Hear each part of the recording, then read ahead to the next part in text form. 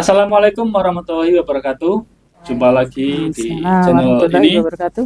Kali ini di acara ngonten, ngobrol inten, kita kedatangan bintang tamu Wah, dari apa ya ini? Dinkes Tuban dan juga Sanitarian Puskesmas Kerek. Tentunya ada tema yang kita bahas untuk topik kali ini, yakni implementasi program STBM. Apa itu STBM? Nanti kita akan perdalam lagi dengan narasumber kita. Kemudian judul tema kita kali ini yakni pemicuan pilar keempat STBM tentang pengelolaan sampah rumah tangga. Sebelum podcast ini kita mulai, kita ajak perkenalan dulu kepada narasumber. Yang pertama ada Mbak Ike Mariana, Mbak. Selamat ya, pagi, Mbak ya. selamat pagi. Dari JF Adminkes Ahli Muda Dinkes P2KB Tuban. Kemudian ada Mbak Liza Nurul Wahdiana, tenaga sanitarian Puskesmas Kerek. Selamat pagi, Mbak. Oke, dalam podcast kita kali ini melanjutkan podcast kita yang pertama dulu, masih bertemakan tentang pengelolaan sampah. Tentunya kegelisahan podcast kali ini yang melatar belakangi yakni sampah di Indonesia ini pada tahun 2020, data yang masuk ini 67,8% ini 67,8 juta ton ya sampah per tahun di Indonesia, dan 37%-nya ini dari sampah rumah tangga. Nah, ini yang akan kita perdalam dalam podcast kita kali ini. Oke, untuk pertanyaan pertama kita ajukan ke Ibu Ike Mariana. Dalam podcast kali ini kita membahas STBM, Bu. STBM itu Ya, betul. kalau boleh tahu akronim dari apa, kemudian gambaran terkait STBM itu seperti apa? Monggo jawab. Oke, terima kasih. Pertama kali saya akan menyapa sahabat sehat ya yang ada di manapun berada. Alhamdulillah kita bisa ketemu dan membahas tentang STBM. Jadi STBM itu teman-teman adalah suatu singkatan dari sanitasi total berbasis masyarakat. Ya, jadi STBM merupakan suatu pendekatan untuk merubah perilaku menuju higien sanitasi melalui pemberdayaan masyarakat dengan metode pemicuan. Nah, pemicuan itu banyak cara, teman-teman ya. Pemicuan di sini yang dimaksud kita bisa melakukan pendekatan ke masyarakat melalui pemicuan dengan memicu rasa jijik, rasa malu, rasa takut, mungkin rasa harga diri ya, sehingga menimbulkan kesadaran mereka untuk secara pribadi, secara mandiri merasa butuh terhadap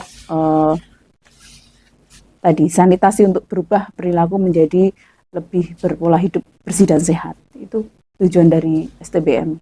Oke, jadi STBM tadi sanitasi total berbasis masyarakat. Ya, betul. Seberapa penting, Bu, untuk sanitasi total berbasis masyarakat ini bagi masyarakat sendiri dan lingkungannya? Jadi yang dimaksud dengan STBM di sini adalah merupakan upaya pencegahan ya. Jadi upaya pencegahan atau preventif sebelum kita jadi sakit. Jadi itu sangat manfaatnya sangat penting banget ya. Karena setelah sakit nanti biaya yang kita keluarkan untuk pengobatan itu akan menjadi lebih banyak. Jadi mari kita cegah sebelum menjadi sakit dengan 5 pilar STBM, di mana di 5 pilar STBM itu ada beberapa yang perlu kita kelola ya. Yang pertama yaitu mungkin kita akan membiasakan untuk stop BAB sembarangan, stop buang air besar sembarangan. Nah, itu pilar pertama di STBM. Dan pilar kedua yaitu membiasakan untuk cuci tangan pakai sabun di waktu-waktu kritis. Kemudian pilar ketiga yaitu pengelolaan makanan dan air minum secara aman. Ya, pilar keempat pengelolaan sampah rumah tangga. Pilar kelima pengelolaan limbah cair rumah tangga. Pilar-pilar ini teman-teman ya tentunya sangat berhubungan erat dengan kesehatan lingkungan yang ada di sekitar rumah tangga kita. Itu perlu kita jaga supaya kita tidak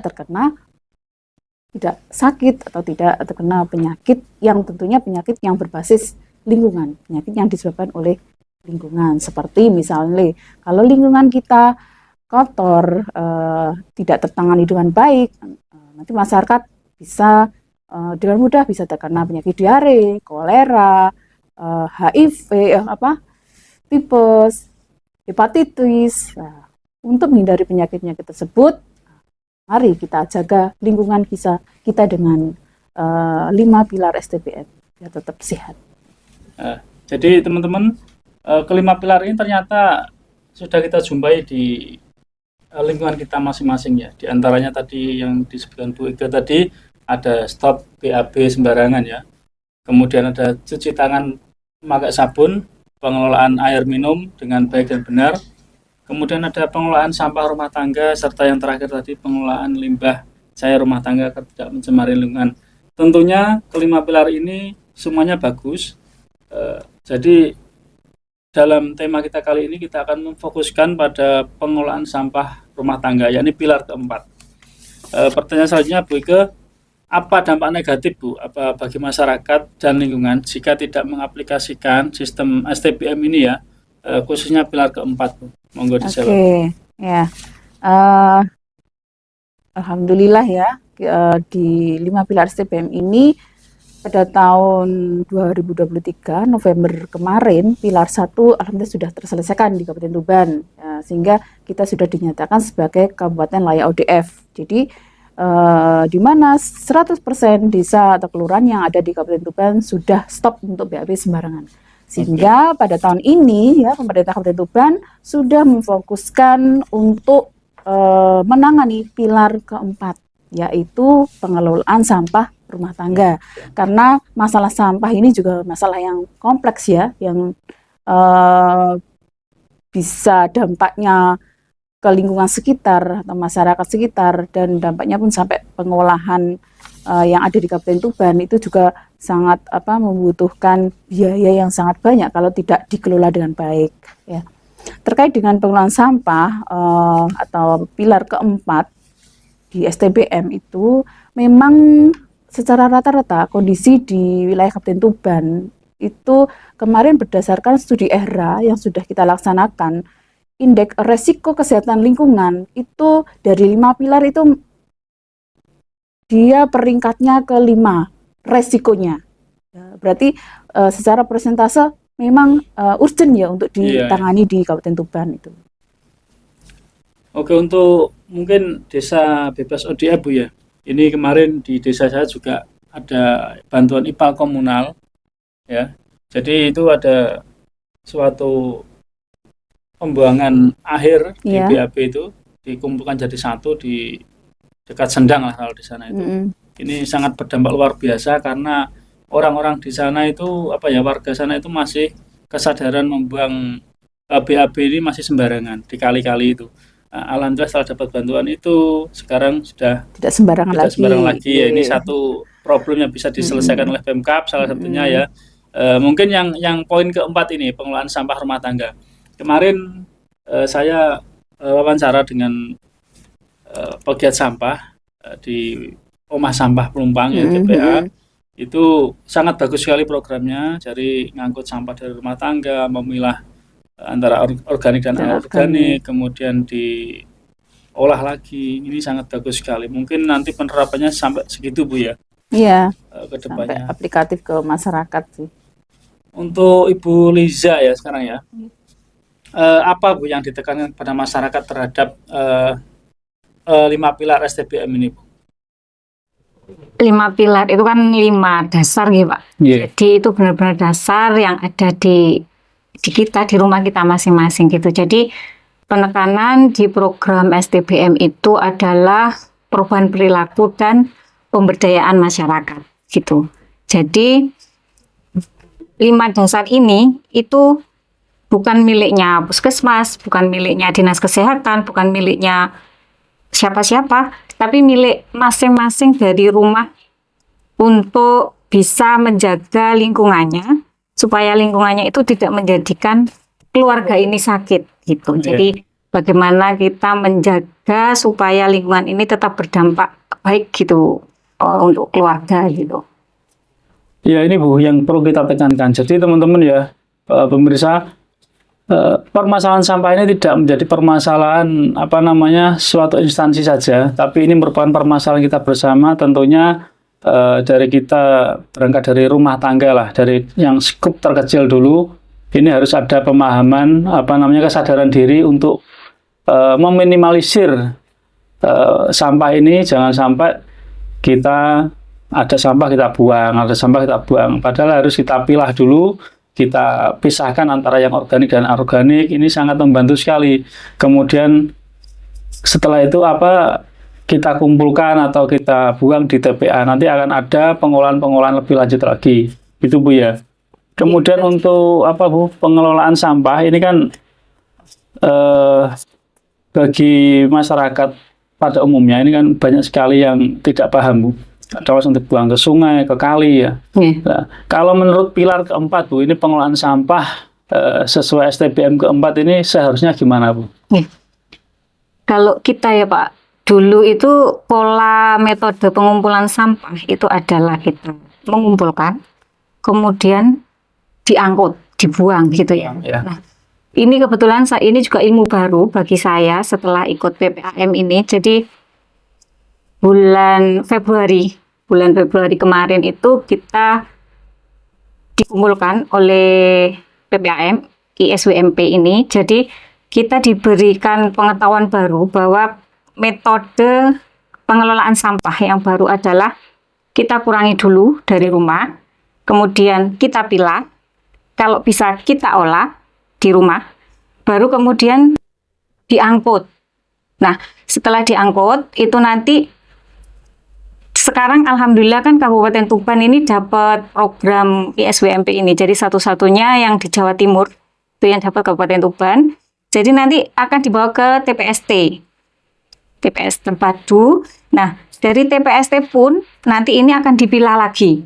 Jadi mana yang bisa didaur ulang, mana yang bisa di reuse, recycle itu tadi. Nah, yang nggak kepake itu baru nanti dibawa ke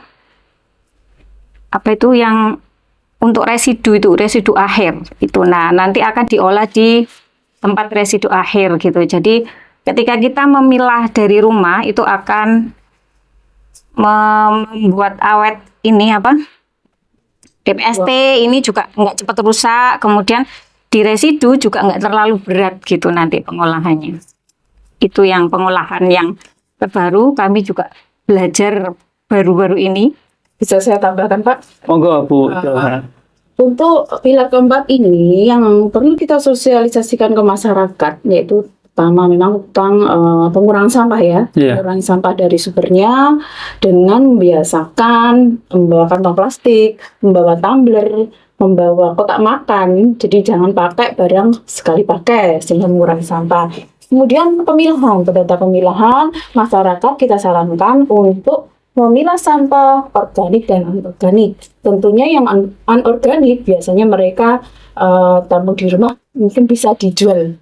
Atau kerjasama dengan bank sampah. Nah itu kita sarankan di setiap dasawisma atau RT monggo membuat bank sampah untuk menyalurkan sampah-sampah anorganik. Sedangkan untuk sampah organik ya seperti sisa dedaunan, sisa-sisa makanan itu masyarakat bisa membuat kompos pakai keranjang Takakura, bisa di luar rumah maupun di dalam ruangan ya. Nanti kita akan edukasi melalui teman-teman sanitarian yang ada di puskesmas untuk pemilahan. Setelah kita pilah, baru nanti yang diangkut oleh, kalaupun itu diangkut, ada petugas angkut sampah, nanti yang sudah diangkut tentunya yang sudah menjadi residu, yang sudah mungkin tidak bisa dikelola kembali ya. Kalau bisa seperti itu. Jadi sampah itu diolah di rumah, mulai dari rumah tangga. Ya. Kalaupun masyarakat tidak bisa mengolah sampah dari rumah, mesti mengelola membuat composting atau membuat memilah sampah anorganik ya, itu monggo kerjasama dengan bank sampah atau mungkin di depan kan banyak sekali TPST ya. Mungkin nanti akan dikelola kalau sudah kerjasama, masyarakat sudah kerjasama dengan pengurus TPST ataupun bank sampah, itu nanti sampah-sampah jaringan akan dikelola, akan dipilah di sana. Ya, jadi kalau bisa, karena masyarakat desa ini yang masih terbanyak ya, Pak. Iya, iya, Masyarakat betul. desa itu sampahnya rata-rata masih dibakar karena memang lahan mereka masih luas ya. Iya, iya. Jadi belum bekerjasama dengan tadi pengangkutan sampah, dan mungkin sarana dan prasarana juga belum tersedia di desa tersebut. Jadi masih kebanyakan dibakar untuk sampah organik biasanya. Kalau anorganik rata-rata mereka sudah memisahkan lah untuk tidak dibakar. Biasanya mereka jual ke pemulung atau bank sampah yang ada di sekitar mereka. Itulah yang kita tingkatkan pada masyarakat dalam pengelolaan sampah rumah tangga. Jadi luar biasa teman-teman ya, pemirsa. Dalam podcast kita kali ini kita dapat narasumber, kita dapat ilmu baru ya. Nah, inilah yang akan kita edukasi ke masyarakat ya. Jadi mungkin kurang sadarnya masyarakat ini karena kurangnya edukasi, kurangnya membaca, kurangnya belajar dari ilmu persampahan ya. Yang kita tangkap dari Bu Ike dan Bu Liza tadi ya, ini sangat berbahaya apabila kita salah mengolah sampah ya, terutama sampah rumah tangga. Kan namanya sampah rumah tangga ini ada banyak sekali, ada yang organik, ada anorganik, bahkan ada sampah yang paling berbahaya itu seperti itu Bu, listrik itu ya, baterai ya, itu kan sangat berbahaya, itu harus paham lah. Ini yang perlu kita tekankan, kita gaungkan, kita edukasikan. Kemudian saran dari Bu Ike tadi sangat bagus, kita harus meminimalisir ya. Jadi sampah kantong plastik itu bisa kita gunakan lagi. Kemudian kita minum itu pakai tumbler ya. Jadi nggak sekali pakai kita buang, kan tidak, kita pakai lagi lah. Kemudian ada lagi pengolahan dari hulu ke hilir ya. Jadi dari masyarakat kemudian bisa kerjasama dengan TPA. Nah ini mungkin yang di desa ini belum Bu. Ya, jadi yang belum ada. Desa saya itu punya pasar Bu ceritanya, punya pasar, kemudian kita bingung. Kita hanya sampah itu hanya dibakar, ditumpuk. Nah itu padahal kan sangat membahayakan bagi kesehatan juga ya. Kemudian ini ada kemarin saya ketemu Mas Hamid, diajak kerjasama bagaimana sampah-sampah plastik ini nanti bisa dijual ulang, kemudian yang anorganik bisa dibuat untuk pakan maggot, yang organik tadi ya, yang organik untuk didaur ulang. Kemudian Bu Liza tadi juga menyampaikan bahwa pengolahan sampah ini sudah ke arah yang modern, ada reduce, reuse dan juga recycle ya tadi ya. Jadi ada pengurangan, peminimalisasian sampah, kemudian kita olah, kita gunakan dan juga kita daur ulang lagi menjadi beberapa barang yang sangat berguna. Luar biasa sekali. Pertanyaan selanjutnya untuk Ibu Ike Mariana, untuk kader Bu, kader dan sanitarian di Dinkes, apakah ada pelatihan pemicuan 5 pilar STBM, khususnya pilar keempat? Ya, ini tentang pengelolaan sampah di rumah tangga. Kalau ada, seperti apa? Terima kasih. Ini terkait dengan pemberdayaan masyarakat untuk fasilitatornya ya. Nah, karena kita memang di setiap puskesmas itu memiliki fasilitator STBM. Ya, di sana kita melibatkan ada petugas sanitarian, ada perangkat desa, atau mungkin kader posyandu, kader kesehatan itu kita rekrut juga. Dulu pernah karena program STBM ini sudah lama ya, jadi untuk pelatihan ini sebenarnya sudah kita laksanakan. Namun untuk pelatihan yang kita pertajam ke pilar keempat itu mungkin tahun ini baru kita rencanakan, karena kemarin memang fokusnya baru pilar pertama ya. Ya, kita garap untuk pemicuan pilar pertama. Alhamdulillah sekarang sudah pilar pertama teratasi. Tahun ini dari Dinas Kesehatan sudah menganggarkan pelatihan kader STBM. Nah, di momen itulah nanti akan kita pertajam untuk pelatihan khusus untuk pilar keempat. Ya, sebenarnya konsepnya dalam pemicuan STBM itu bisa digunakan di semua pilar. Ya, cuma kita pilar keempat berarti pakai metode yang ABC, pakai trik ini, pakai strategi ini gitu. Sebenarnya sudah kita sampaikan. Namun nanti karena kita memang harus fokus di sini, mana sih yang mau digarap? nanti akan kita pertajam di pilar keempat untuk tahun ini, untuk pelatihan kadernya. Pertanyaan untuk Ibu Liza ya. Kok bisa Bu, STBM itu dari kelima pilar itu bisa berpengaruh ke stunting Bu? Nggih. STBM itu kan 5 ya Pak, 5 pilar Iya. seperti Bu Ike katakan tadi. Yang berpengaruh ke stunting itu satu, perilaku BABS, kemudian pengelolaan makanan dan minuman Pak. Nah, untuk BABS ini kenapa kok bisa sampai stunting gitu? Apa hubungannya gitu ya? Jadi ketika ada orang BAB sembarangan yang dikeluarkan mesti kan feses ya Pak. Iya. Nah, di dalam feses itu ada bakteri, ada kuman dan lain sebagainya. Jika di feses itu ada penyakit menular, misalnya diare, kolera gitu, atau hepatitis. Iya. Nah, kalau sampai feses ini tertelan masuk, gimana caranya bisa masuk? Satu, bisa melalui air. Ketika kering, dia bisa terbang. Nah, gitu. Jadi ini keinjak ayam masuk ke rumah itu juga bisa, Pak. Jadi dari feses tadi, ketika misalnya kita alurnya satu di air ya, Pak, dia mempengaruhi air. Airnya kemudian ke minum. Iya. Nah, airnya keminum dia jadi diare si anak tadi ya. Kita hubungannya dengan stunting. Si anak tadi diare. Nah, ketika diare dia sakit. Jadi seumpama hari itu dia kepintarannya bertambah, misalnya hari itu dia bisa jalan 5 langkah ya Pak. Karena dia sakit. Jadi dia kan stay diem. Nah, gizi yang dia makan itu akan digunakan untuk menyembuhkan sakitnya dulu. Jadi dia akan mundur gitu apanya? Jadi masa pertumbuhannya Iya, akan terhambat. Nah, disitulah nanti akhirnya jadi stunting itu kan kurang tinggi dan pendek dan kecil ya, Pak ya. Iya, bobotnya kurang lah. Oh, pendek dan kecil. Nah, itu salah satu kenapa penularannya sampai di sana gitu, Pak. Jadi sering sakit terus kemudian pencernaan juga kan dimungkinkan kalau sering sakit kan asupan ini nggak bisa keserap sempurna gitu loh. Oh iya. Jadinya pertumbuhannya itu ya akan sedikit lambat dari temannya gitu. Jadi kalau sering sakit ya nanti akan tidak semaksimal harusnya gitu loh, Pak. Itu mungkin Pak. Ternyata Bu, SDBM ini tidak hanya mencakup pilar keempat tadi aja ya. Tadi kalau kita membaca secara menyeluruh, ternyata ini ada kaitannya dengan kesehatan juga.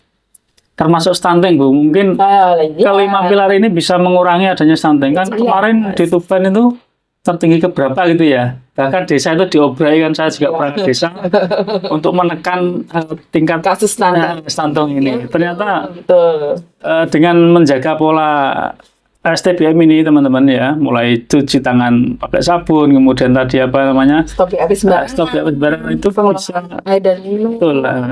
Memang Kemudian seperti Bu Ika tadi sampaikan, bisa menekan beberapa penyakit, diantaranya diare, kolera, dan lain sebagainya. Betul sekali, karena apa? BAB sembarangan, kemudian membuang sampah sembarangan itu kan nanti ada serangga yang hinggap di situ, kemudian menelurkan telurnya di makanan itu Bu ya. dimakan manusia. Ya, ini saya baru sadar Bu.